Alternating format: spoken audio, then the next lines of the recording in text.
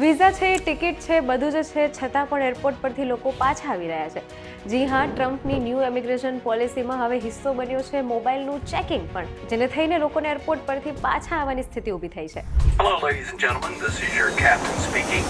We'll be landing in the airport in just a few minutes.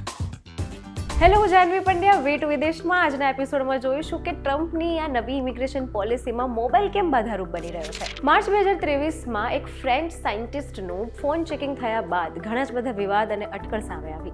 ત્યારબાદ America જતાંય દરેક વ્યક્તિએ પોતાના ફોનમાંથી કન્ટેન્ટ, ઇમેજીસ, મેઇલ્સ બધું ચેક કર્યું અને જે જોઈતું નહોતું લાગતું તે બધું ડિલીટ કર્યું. કારણ કે મોબાઈલ ચેકિંગ પ્રોસેસ હવે હાથ ધરાઈ છે, એટલે લોકો પોતાના ફોનમાંથી બધી વસ્તુઓ ચેક કરે છે અને ડિલીટ કરે છે. અમેરિકાના પ્રાઇવસી કાયદા અત્યંત કડક ગણાતા હોય છે અને બીજી બાજુ જ્યારે મોબાઈલ ચેકિંગ હાથમાં આવ્યું છે તો જણાવી દઈએ કે CBP એટલે કસ્ટમ્સ બોર્ડ એન્ડ પ્રોટેક્શન પાસે સત્તા છે કે તમારો ફોન એ લોકો ચેક કરી શકે છે. પણ હવે આ મોબાઈલ ચેકિંગનું પ્રમાણ વધ્યું છે.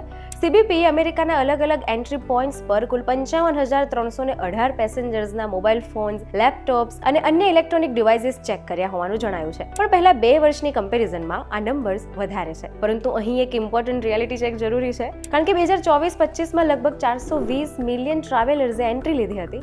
આ મોટા આંકડાની સામે જોવામાં આવે તો જેમના ફોન્સ ચેક થયા હોય તેવા પેસેન્જર્સનું પ્રમાણ માત્ર 0.01% જેટલું જ હતું. એટલે વિઝા હોવા છતાં પણ અમેરિકામાં હવે એન્ટ્રી નહીં મળે એવો ઓવર ફિયર રાખવાની જરૂર નથી, પરંતુ સાવચેતી રાખવી જરૂરી છે. CBP અને ટ્રમ્પ ગવર્મેન્ટ એવું જણાવે છે કે અહીંયા આવતો વ્યક્તિ અમારા દેશ માટે બરાબર છે કે નહીં, શું એના કોઈ અલગ પ્લાન તો નથી, અમારા દેશ વિરુદ્ધ એની બીજી કોઈ સ્ટ્રેટેજી તો નથી ને. આ બધું જાણવા માટે ટ્રમ્પ સરકારે ફોન ચેકિંગ વધારે સખ્ત બનાવી દીધું છે. ઘણી વખત એવું માનવામાં આવે છે કે એરપોર્ટ પર CBP માત્ર નોન સિટીઝન્સના જ ફોન ચેક કરે છે, પરંતુ હકીકતમાં એવું નથી. કાયદા મુજબ અમેરિકન સિટીઝન્સ કોઈના પણ મોબાઈલ ફોન્સ કે અન્ય ઇલેક્ટ્રોનિક ડિવાઇસ ચેક કરી શકે છે. છેલ્લા કેટલા વર્ષોમાં તેનું પ્રમાણ વધ્યું છે.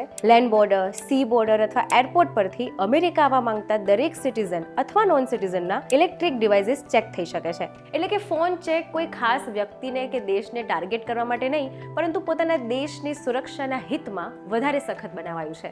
આ સાથે જણાવી દઉં કે ગ્રીન કાર્ડ હોલ્ડર અથવા કોઈ અન્ય વ્યક્તિ પોતાના ફોન ચેક કરાવવાનો ઇનકાર કરી દેશે તો CBP તેવા વ્યક્તિઓનો ફોન 5 દિવસ કે વધારે દિવસ માટે પોતાની પાસે જમા રાખી શકે છે. હવે પ્રશ્ન થાય, CBP એવું તો તમારા ફોનમાં શું ચેક કરે છે? તો CBP તમારા ફોનમાં ગેલેરી, ઇમેજીસ, ડોક્યુમેન્ટ્સ, મેઇલ્સ આ બધી જ વસ્તુ ચેક કરે છે. અને જો એમને કોઈ પણ શંકા કે ડાઉટ લાગે તો સીધો તમારો ફોન કે લેપટોપને ફોરેન્સિક ચેકિંગમાં મોકલી શકે છે. હવે આ બધા જ નિયમ ટ્રમ્પ સરકાર પોતાના દેશના હિતમાં કે સુરક્ષામાં કરી રહી છે કે અન્ય દેશના સિટીઝનને હેરાન કરવા કહી રહી છે? આ એક પ્રશ્ન છે. એટલે મોબાઈલ ચેકિંગ એક પ્રોસેસનો ભાગ જ છે, પરંતુ જો તમે અમેરિકા જાઓ છો અથવા તમારા પ્લાન્સ છે તો એકવાર તમારો ફોન ચોક્કસ ચેક કરી લેજો અને લાગે એ વસ્તુ પહેલેથી જ ડિલીટ કરી દેજો. જો શંકા લાગશે તો તમને એરપોર્ટ પરથી પાછા આવવાના ચાન્સીસ થઈ શકે છે. આવા જ ઇન્ફોર્મેટિવ વિડીયોઝ જોવા માટે જોડાયેલા રહો VTV ડિજિટલ સાથે.